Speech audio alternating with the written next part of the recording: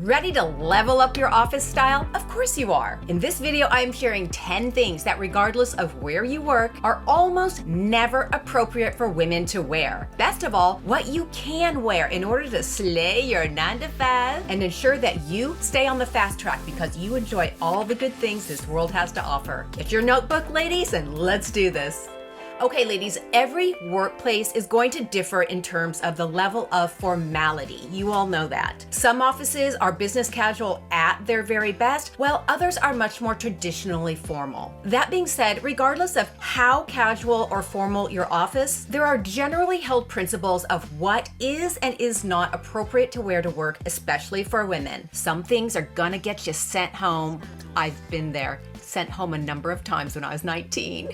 Number 1, short skirts and dresses. Skirts and dresses that are way too short for the work environment can be super distracting and unprofessional in really any office environment, especially if they're too tight. It just creates an uncomfortable atmosphere for your colleagues. Ladies, I am not saying it's fair, I'm saying that is what it is. It's distracting to both men and women, and candidly, it just makes you look like a ding-dong, which I know you are not. But what is too short? That can be in the eye of the beholder. Generally speaking, too short is anything above your kneecap. Starts to kind of go, maybe not. That doesn't mean you have to wear a potato sack. It just means be cognizant of dressing tastefully for the office. Instead, opt for knee length or midi skirts or dresses. If you're petite like me, or it's just your personal preference, the shortest that I would wear to the office would touch the top of my kneecap. That's a flattering length on my leg and my height, but it's still appropriate for the office. Conversely, if I like to wear a midi dress, I personally wear a nice long knee boot in order to give me that long streamlined look and still covers the leg, but it looks chic and cool. This is a nice professional look that says classy, exercises good judgment, stylish, professional, and knows how to handle herself. All keys in being a good leader. Also, instead of a tight skirt, go for fitted if that's your preference. There is a big difference between tight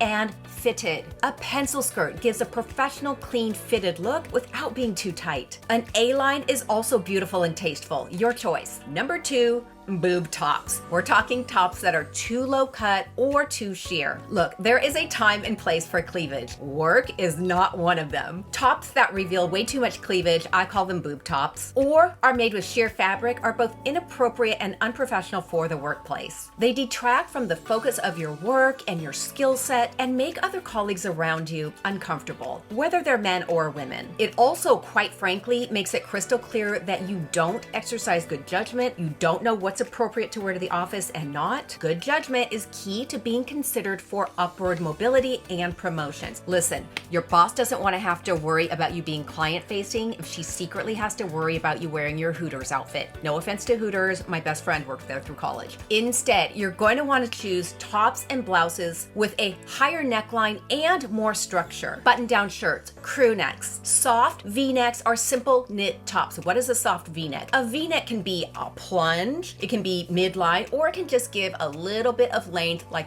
this. It still gives you more length and opens the neck, but it's not inappropriate for the office. If you wear a sheer top, keep it minimal. Layer it with a cami and a blazer. Number 3, too casual footwear. We're talking flip-flops, open-toe shoes, and sometimes sneakers. Flip-flops and open-toe shoes are great for the weekend, but they don't communicate professionalism. One time when I had my first really big job, it was a regional vice president of sales. I was wearing a pair of open toe, very expensive, so I thought they were fine, nude mule slides with a long pair of slacks, and everything else was fine, but I was wearing an open toe pair of shoes. My boss had flown in to visit my office, walks in, looks at my shoes and says, "Shelli, what are you doing? Are you going to a picnic?"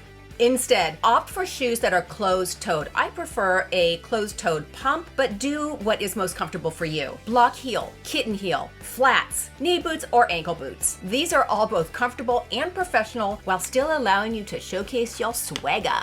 Okay, let's talk about sneakers for a second, people. When I worked corporate, sneakers were kind of a no-no. But I know that most offices have gone a lot more informal recently, and in many cases, sneakers in certain environments are completely acceptable. If this is your office, look at your boss, your boss's boss, what the higher ups are wearing. That's what I always went for because I wanted to dress for the job that I wanted, not what all my colleagues are wearing. So I usually look to them for cues. In general, if sneakers are cool to wear to your office, you always want to choose options that look smack out of the box, brand new, crisp, clean, brand spanking new. If they are even slightly worn, dirty, tattered, don't. Please don't. Sneakers can be super cute with a jacket, dark denim if that's your office vibe. You can definitely make it work. Just be aware of whether or not that's acceptable in your office space. That's it. Let's talk boots, ladies. I love a knee boot and they're perfectly fine, classy, chic, as long as you're not wearing them with a skirt where you're showing leg because it can kind of easily veer into streetwalker territory. I don't know how else to say it. I love a knee boot with a midi or a skirt that's just below the knee. As long as my leg isn't showing and it gives that nice, clean, long line, I think it can look very, very chic. Ankle boots, on the other hand, are great with almost anything, even a knee-length skirt or dress. If it's chilly, I love an ankle boot with an opaque tight. Really cool. Number 4, tight or super baggy clothing. For obvious reasons, overly tight clothing is just a distraction. It can give the impression that you lack basic judgment, to the extent that you don't know what's appropriate to wear in a professional setting. That's not what you want. It can also severely take away from your talent and skills, making you appear unpolished, unsophisticated, and just not as serious. The same can hold true for overly baggy clothing. Unless you work for Yeezy or a very fashion-forward brand where that's just the vibe, it can give the impression that one is lazy, slovenly, and unpolished. Why wouldn't you give yourself every single advantage, especially ones that are super easy to fix? Instead, you want to wear pieces that fit well, flatter your shape without being restrictive. And again, you can do fitted without being tight. Remember the difference. Number 5, graphic shirts and casual prints. T-shirts with graphic prints, logos, slogans are much too casual for work, and honestly, in my opinion, they read a little juvenile even outside of work. Casual prints like, I don't know, flip-flops and beach umbrellas all over the shirt are also going to be too casual in most environments. Instead, opt for solid colors, subtle prints like stripes and polka dots, button-downs, blouses, high-quality knitwear, all of which are professional without being too casual. Number 6, overly bold or flashy accessories. In general, excessively large, noisy, bold, or flashy jewelry can be overly distracting and take attention away from your skill set. Things like those big, oversized hoop earrings, super clanky stacked bracelets, or sometimes even big chunky necklaces can be uncomfortable and distracting to wear in meetings. That being said, you certainly can make a statement piece of jewelry work, and this again depends on your industry. Just do it in moderation. I love the idea of a moderate statement necklace to dress up a high quality white t-shirt, jacket, or even a simple dress. It adds a little bit of zhuzhing to it. This lets you showcase your style while still keeping it classy. Clanky stacked bracelets, I hated them. I tried it a few times when I would go to the office, and the minute you start typing, it's just,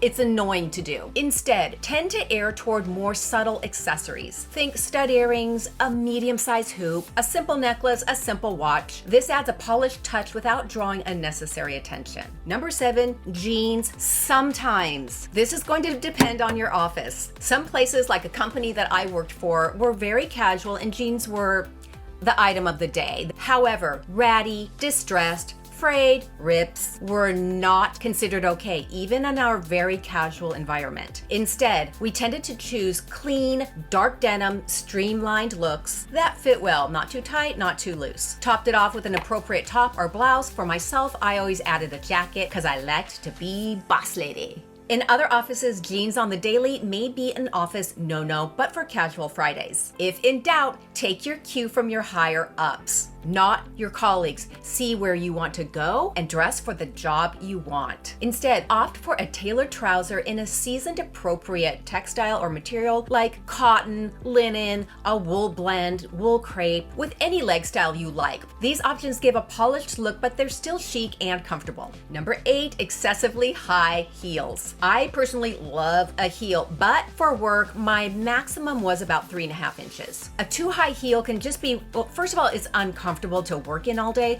And secondly, if you're kind of like tippy-toeing around the office because it's obvious that your heels are too high,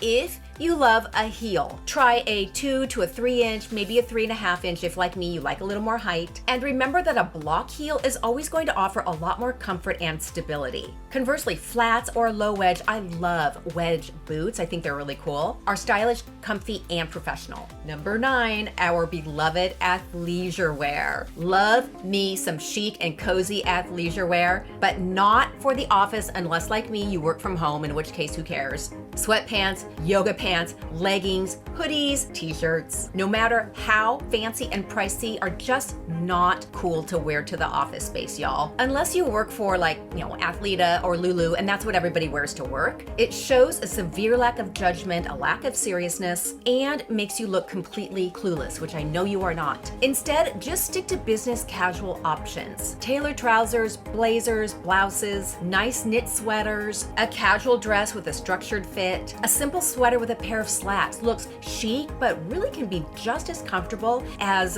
your favorite athleisure wear at home. Number 10, overly long or weird nails. I know somebody is gonna ding me for saying weird nails, but I didn't know how else to put it. My nails are so long, I can't even type. Says, my career is not my priority. I live for the weekends. It's also super impractical and just distracting. Add in really bright fashion colors like bright neon greens and yellows and pinks and purples and oranges, decals, artwork, jewels, and it reads unprofessional. Instead, opt for a length that lets you do what you need to do with ease and without distraction. I personally like a shorter nail in a neutral color like a shell pink or a nude neutral.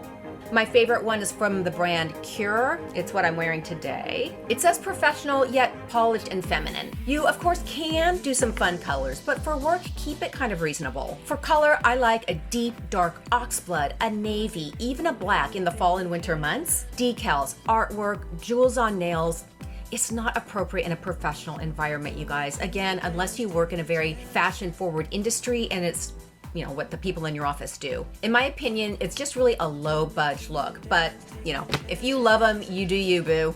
And finally, steer clear of super heavy fragrances. Too much fragrance is never a good thing, but especially at work, it can be a little inappropriate because a lot of times what smells good to you might be nauseating to somebody else, and it can even trigger allergies. I mean, it would really suck if your boss had an allergic reaction to your new perfume.